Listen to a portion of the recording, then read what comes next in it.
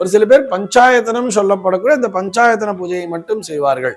பஞ்சாயத்தனம் அப்படின்னு சொன்னா பிரதானமாக இருக்கக்கூடிய, அதாவது ஒரு 5 தெய்வங்களை வைத்திருப்பார்கள். சிவ அம்சமாக ஒரு பானலிங்கத்தை வச்சிருப்பா, பெருமாளுடைய அம்சமாக ஒரு சால கிராமத்தை வச்சிருப்பா, அதே மாதிரி விநாயக பெருமானுக்கு ஒரு கல்லை வச்சிருப்பா, ஒரு அம்சத்தை வச்சிருப்பா, அதே மாதிரி சக்தி தேவி சாக்த வழிபாட்டிற்காக சக்தி அம்பாளுக்கு ஒரு ஸ்வரூபம் வச்சிருப்பா, அதே மாதிரி சூரியனுக்காக சௌரம்னு சொல்லிட்டு சூரியனுக்காக ஒரு உருவத்தை வைத்திருப்பார்கள். இப்படி இந்த 5ஐயும் கலந்துதான் பஞ்சாயத்தனம்ங்கிறது. தினந்தோறும் அந்த பஞ்சாயத்தன பூஜையை செய்து வருவார்கள். இதற்கு முறையாக அபிஷேகம் எப்படி செய்வது அப்படின்னு சொன்னா, காலையில ஸ்நானம் பண்ணிட்டு சந்தியாவந்தனாதிகள் எல்லாம் முடிச்சுட்டு வந்திருக்கணும். சார் நாங்கள் அந்தணர்கள் கிடையாது, எங்களுக்கு சந்தியாவந்தனம் எல்லாம் தெரியாதுன்னு சொன்னா கூட ஒன்றும் பிரச்சனை இல்லை.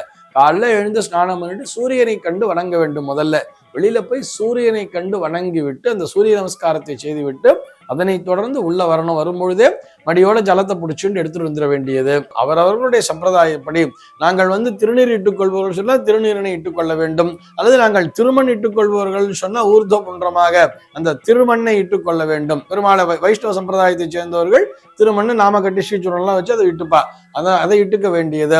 அல்லது நாங்கள் கோபி சந்தனம் தான் சார் எங்களுக்கு பழக்கம் சொன்னா கூட அந்த கோபி சந்தனத்தை இட்டுக்கொள்ள வேண்டியது. இந்த மாதிரி நெற்றியிலே திலகத்தோடு உட்கார வேண்டும். முதல்ல ஆலயத்துல என்ன பண்ணுவா, அந்த கதம்ப பொடின்னு சொல்லப்படக்கூடிய அபிஷேகத்தோட வச்சு முதல்ல அபிஷேகம் பண்ணுவா. அதுக்கப்புறம் பால் பண்றா, அப்புறம் தயிர் பண்றா, அப்புறம் தேன் பண்றா, வரிசையா ஒவ்வொரு அபிஷேகமா பஞ்சாமிர்தம் பண்றா, இளநீர் பண்றா. ஒரு சில ஆலயங்கள்ல பார்த்தா எல்லாத்தையும் பண்ணிட்டு கடைசியா பால் அபிஷேகம் பண்றா.